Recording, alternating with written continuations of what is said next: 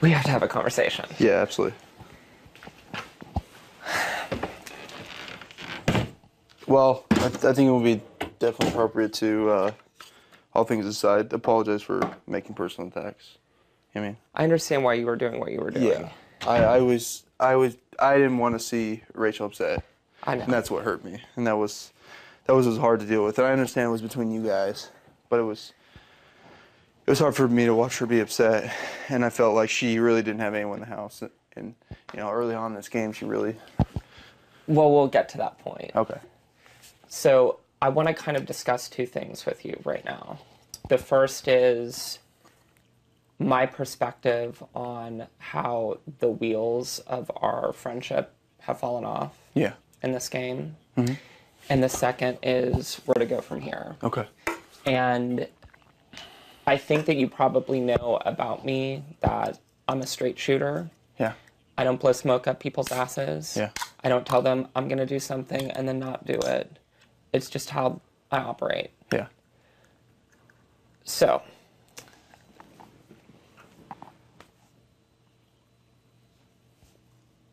clearly I was on Team Rachel and Brendon almost from the beginning of this game. Yeah. Even when nobody else was. Week 3, when we were doing the surfboard challenge, Yeah. and we asked everybody to leave, I turned to Matt and I said, I am not getting off the surfboard if Rachel and Brendon are going up. And I do believe that. Yeah.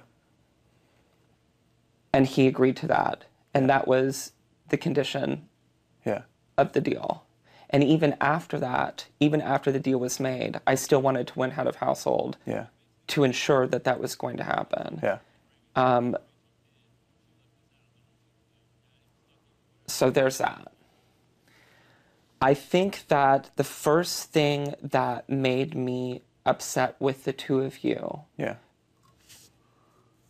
was when Matt put up Kathy and Andrew.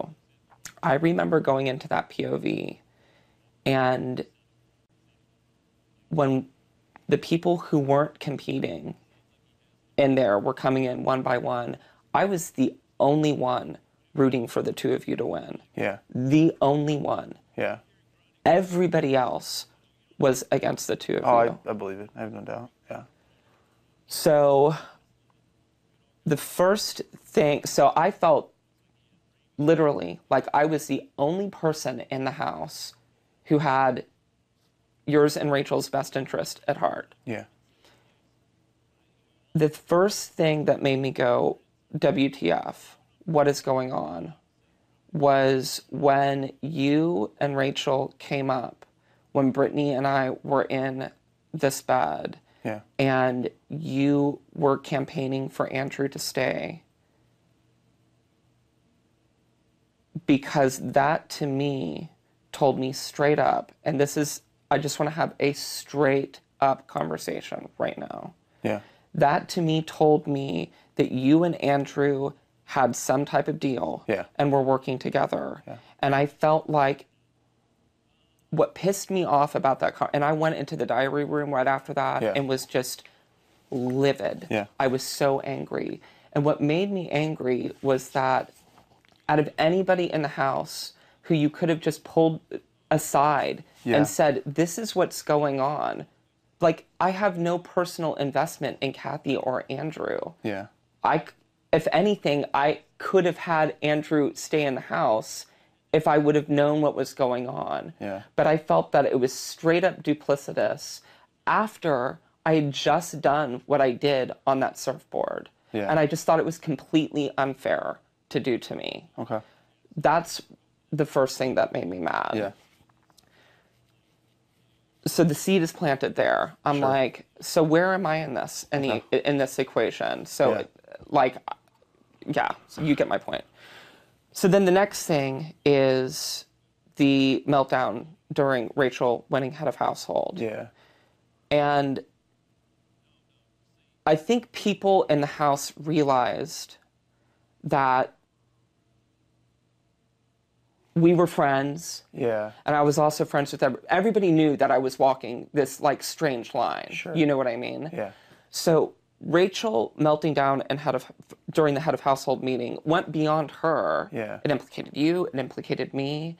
So when I went up here and had that long conversation with her, I was basically telling her, and you heard part of the conversation, what you're doing now is killing your game. Yeah. Yeah. After that meltdown, it was impossible, I think, for anybody other than you to go into the next, and possibly me, to go into the next set of household challenge and put anybody up but the two of you. Yeah. Because it wouldn't make sense to anybody. Yeah. Like that, the whole house was like, what the fuck was that? What was that? Yeah. After having this long conversation with her, where clearly I'm like, trying to tell her, this is how you can't win that way. Yeah. You can't do that. She does the speech at the nomination ceremony. Yeah. And then evidently went in and told Kristen and Hayden, apologized and said, this is just for TV. Yeah. And I'm like, what? Yeah. What are you doing? Like, this is not good. Yeah, yeah. Well, I think you and I sided on that because I was trying to get her not to be so dramatic, you know. And then I think literally she just was at the end of her rope with everybody in the house and was just like, fuck it, like I don't care anymore, you know. But you can never be that way. I know, and that's the problem, you know, especially playing with another person. Right. So then the power of veto comes up. Yeah. And I'm still unclear to this day why she did this. But when she broke down and started crying when I gave her the $5,000, it was weird. It was just straight up weird. Oh, she wasn't upset about the $5,000. She was thinking that there was still a chance that Kristen would get the power veto. That's what she was concerned about. That's why she was crying. It wasn't about the $5,000. She was upset about the power veto.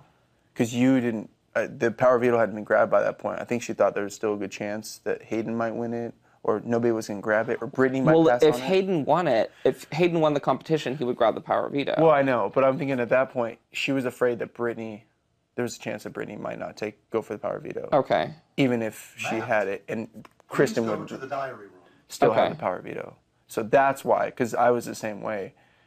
I was wondering why she was getting so upset. And then afterwards... Because I was told going into that if the deal was, if I won power veto or Brittany won power veto, that it would not be used. Yeah.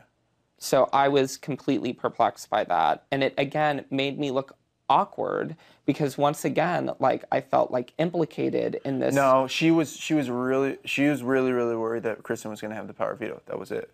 Because obviously Kristen had targeted her last HOH, so she knew she didn't want Kristen in this game because she was going to try to go after her if she was still in this game. So Kristen still had the power veto. So when you came out, it was just Brittany and Hayden left. And she, I think in the back of her mind, was kind of afraid that Brittany, should it be like a Hawaii trip or something really good, Brittany would pass. And maybe and Hayden might be nice enough to let Kristen keep the power veto. Right. She used it on herself. Somebody goes up as replacement nominee. I mean, so I think that was her big thing. I don't know why she was worrying so much because I didn't think there was any reason. Well, and what concerned me from my point of view was her reaction. The way that implicated me in front of everyone was just weird. Yeah. And I was like... Well, I wouldn't worry about that so much. I really don't think anyone even thought anything twice about that. Well, people came up and said stuff to me. Really? Yeah. It was the first thing when I went into diary room. It was the first thing that I was asked about. Why was Rachel crying about... Afterwards, I didn't think about it. She just thought it would be more of a reason for people to want to send her home, too. But, you know... I think the initial reason she was crying and being so upset was because she was worried about Brittany. Yeah, because Kristen still had the power veto. Okay. So I don't think I mean, we kind of all both thought that Hayden would take the power veto even if he won. But I knew whoever won was going to take the power veto. That's what we thought. I mean, I thought that, but I didn't know. Because if it had been our situation, I would have let her keep the power veto for sure. You know what I mean? So then the next thing that happens is... the next head of household competition. And everybody, overwhelmingly was like, whoever wins this competition, and I'm being straight up with you here, everybody going into that competition was like, whoever wins, Brendon and Rachel are going up. Brendon and Rachel are going up. Brendon and Rachel are going up. And straight up, the only shot y'all had of not going up in that competition was you winning HOH or me winning HOH. Yeah. And even at the, I mean, that competition was a complete mindfuck for me. I went into diary room. Yeah. And think back to the conversation that I had when I brought Kristen into the HOH room. Yeah. And I said to Rachel for, you know, the 10th time, this season is unlike any other season of Big Brother. This is not a season of alliances. And I understand your gameplay has to be like, no, there are other alliances to bring targets out. But that's not the way the season is being played. Yeah. This season is a season of friendships. It's groups of 2s and 3s with overlapping friends. And out of everybody, just look at the situation. Yeah. Out of everybody and all of these friendships, I am the one, very strangely, who is in the worst possible position. Yeah. My closest friend in the house is Matt. Matt is super close friends with Hayden, Lane, and Enzo. Yeah. Where does that leave me with that? Brittany and Lane are super close. Yeah. Kathy is kind of off to herself. The two of you are together. Yeah. I had no incentive for the two of you to go up. Yeah. It makes no sense. If you're talking about groups of 2s and 3s, or even in some cases 4s, Matt's set up okay. The boys are set up okay. Brittany's set up okay. Yeah.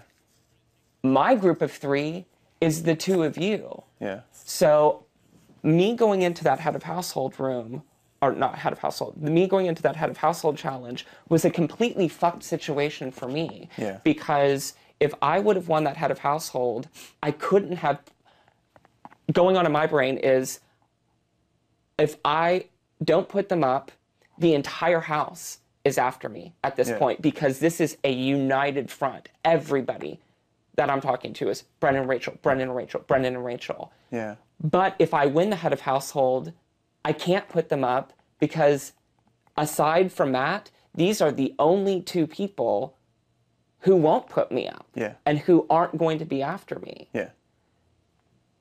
So despite that, once people start falling off that paint can, I could have easily just been like, okay, well, I know who the targets in everybody's minds are. Sure. I could have easily jumped there. I had no